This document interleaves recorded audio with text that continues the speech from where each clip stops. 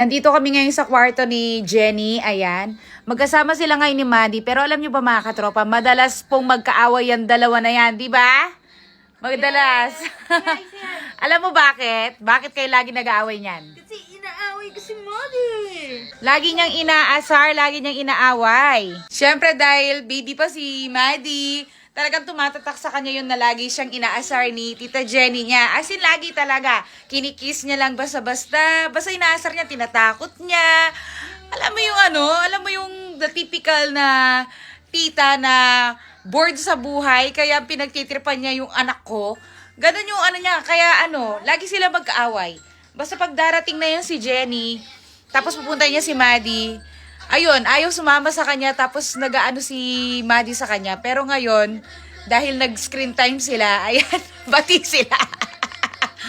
As in, simula nung inasar ni Jenny yan, ayaw nang agad lumalapit ni Maddie sa kanya, kailangan utuin niya muna. Pero dati di ba close na close kayo? Yes. So, si Maddie nag-iiba na din kasi siya. Medyo nagiging old na siya. Nagmamature ka na, Maddie? Oo. Pero hindi, talagang inaasar mo. Din siya. Ay? Dati kahit kiss ko ganyan, wala man eh. Ngayon, kinukurot niya ako, namamahalo siya.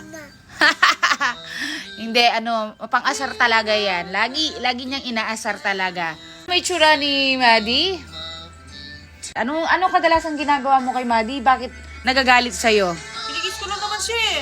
Ayun na. Tapos anong inaano niya katulad niyan? Ayun na. Ayan o.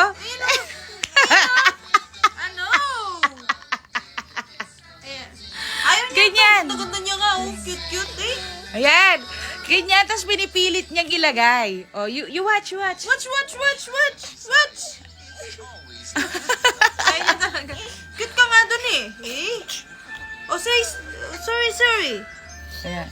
Ganyan talaga yung mga yan. Dati, napaka-close nila, pero bad trip na. Ay, ayaw mo na? Aba. Tingnan mo naman, nililipat niya. Nililipat niya pa.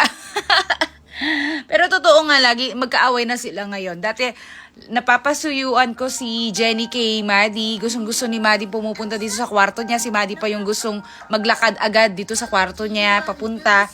Pero simula nung laging inaasar ni Jenny, na-imbier na si Maddie sa kanya. Basta pagkagising namin sa umaga, pupuntahan kami ni Jenny sa kwarto.